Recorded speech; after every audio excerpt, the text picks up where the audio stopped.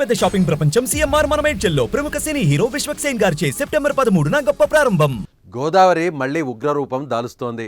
భద్రాచలం వద్ద ప్రమాదకర స్థాయికి నీటి మట్టం చేరింది. భారీ వరదకు స్నానఘట్టాలు మునిగిపోయాయి.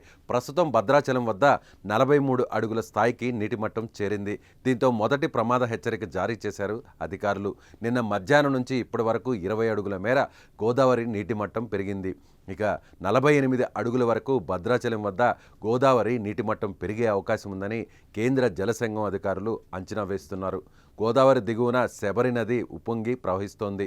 శబరి పోటు వేస్తే గోదావరి ప్రవాహం వేగం తగ్గి భద్రాచలం వద్ద నీటి మట్టం మరింత పెరిగే అవకాశం ఉంది. కేంద్ర జలసంఘం సూచనలతో జిల్లా యంత్రాంగం అప్రమత్తమైంది. గోదావరి తీర ప్రాంత వాసులు అప్రమత్తంగా ఉండాలని సూచన చేస్తోంది. ఛత్తీస్గఢ్లో కుండపోత వర్షాలకు దిగువకు భారీగా వరద వచ్చి చేరుకుంటోంది. తాలిపేరుకు భారీగా ఇన్ఫ్లో నమోదు కాగా ప్రాజెక్టు 24 గేట్లను అధికారులు ఎత్తివేశారు. ఇంద్రావతి నదికి ఇప్పటికే వరద భారీగా చేరుతోంది. ఈ ప్రభావంతో భద్రాచలం వద్ద గోదావరి ఉగ్రరూపం దాలుస్తోంది.